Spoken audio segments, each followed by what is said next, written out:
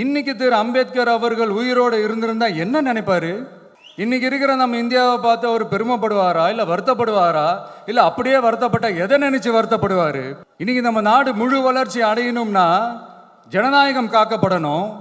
அந்த ஜனநாயகம் காக்கப்படணும்னா அரசியல் அமைப்பு சட்டம் காக்கப்படணும். அதுக்கான பொறுப்பு, அந்த கடமை நம்ம ஒவ்வொருத்தருக்கிட்டையும் இருக்கணும்னு தோணுச்சு. அந்த பொறுப்போடும் அந்த கடமையோடும் தான் இதை நான் ஆணித்தரமா சொல்றேன். ஜனநாயகத்தை நாணிவேர் ஃப்ரீ அண்ட் ஃபேர் எலெக்ஷன்ஸ், சுதந்திரமான மற்றும் நியாயமான தேர்தல். தேர்தல் நியாயமா நடக்கலன்னு நான் சொல்ல வரல, பட் சுதந்திரமாகவும் நியாயமாகவும் தான் தேர்தல் நடக்குது அப்படிங்கிற அந்த அசைக்க முடியாத நம்பிக்கை நம்ம ஒவ்வொரு இந்தியனுக்கும் இருக்கணும்னு தோணுச்சு. அது அமையணும்னா தேர்தல் ஆணையர்கள் கான்சென்சஸ், அதாவது ஒருமித்த கருத்து அடிப்படையில் மட்டும்தான் நியமிக்கப்பட வேண்டும் அப்படின்றதான் என்னுடைய ஒரு வலிமையான ஒரு கோரிக்கை. ரெண்டாவது, ஏப்ரல் 14 அண்ணல் அம்பேத்கர் அவர்களுடைய பிறந்த நாள். அன்னைக்கு தான் நம்ம ஒட்டுமொத்த இந்தியர்களுக்குமான ஜனநாயக உரிமைகள் பிறந்த தினம்.